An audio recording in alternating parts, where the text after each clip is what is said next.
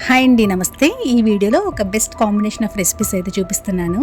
అవే పులిహోర and bobbattu. చాలా మంచి combination కదా. ఇప్పుడు వీడియోలోకి అయితే వెళ్ళి చూద్దాం.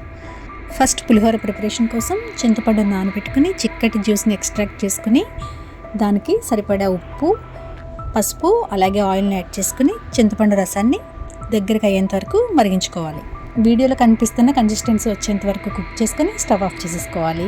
అలాగే రైస్ని కూడా పొడి పొడిలాడుతూ ఉడికించుకోవాలి. మరీ మెత్తగా అయిపోకుండా చూసుకోవాలి రైస్ అయితే. ఇక్కడ నేను ఎగ్జాక్ట్ మెజర్మెంట్స్ అయితే చెప్పట్లేదు, జస్ట్ చేసిన రెసిపీస్ మాత్రం చూపిస్తున్నాను అండ్ ప్రాసెస్ ఓన్లీ. పులిహోర తాలింపు కోసం ఆయిల్ హీట్ చేసుకున్న తర్వాత పల్లీలు, శనగపప్పు, మినపప్పు, ఆవాలు, అల్లం, పచ్చిమిర్చి, కరివేపాకు, ఎండుమిర్చి, ఇంగువ అన్నీ యాడ్ చేసుకుని పోపులు మంచిగా ఫ్రై చేసేసుకోవాలి. అండ్ పులిహోర టేస్ట్ ఎన్హాన్స్ చేయడం కోసం ఆవాలు అండ్ అల్లం ఇలా దంచి యాడ్ చేస్తాను.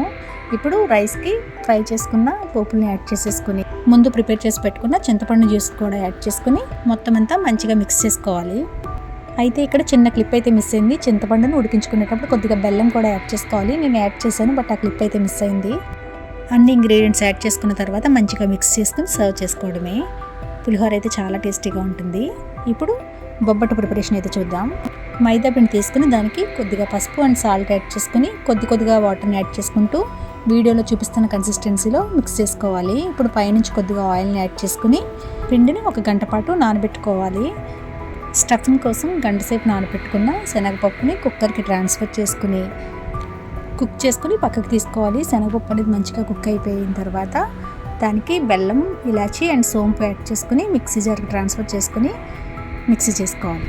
మిక్సీ చేసుకున్న తర్వాత పూర్ణం దగ్గరికి అయ్యేంత వరకు స్టవ్ పైన పెట్టుకుని కొద్దిగా కుక్ చేసుకోవాలి.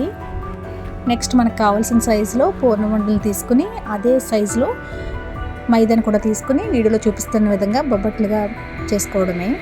బటర్ పేపర్ పైన కానీ లేదా ఇలా ఆయిల్ ప్యాకెట్ కవర్ పైన కానీ ఆయిల్ని అప్లై చేసుకుని స్ప్రెడ్ చేసుకోవడమే. ఒక్కొక్కటి ఈ విధంగా స్ప్రెడ్ చేసుకుని 2 వైపులా మంచిగా కాల్చుకొని తీసుకోవడమే. నెయ్యితో కాల్చుకుంటే చాలా టేస్టీగా ఉంటాయి. 2 రెసిపీస్ని జస్ట్ ప్రాసెస్ మాత్రం చూపించాను, కానీ ఇక్కడ పక్కా కొలతలు అయితే చెప్పలేదు. బట్ నేను ఎండ్ స్క్రీన్లో పక్కా కొలతలతో బొబ్బట్లు అండ్ పులిహోర ఏ విధంగా ప్రిపేర్ చేసుకోవచ్చో రెసిపీస్ డీటెయిల్గా అయితే ఇస్తాను. అవసరమైన వాళ్ళు చెక్ చేయండి. పండగలప్పుడు కానీ స్పెషల్ డేస్లో కానీ ది బెస్ట్ కాంబినేషన్ అనమాట పులిహోర అండ్ బొబ్బట్టు. మాకైతే చాలా బెస్ట్ కాంబినేషన్. ఒకసారి ట్రై చేసి చూడండి.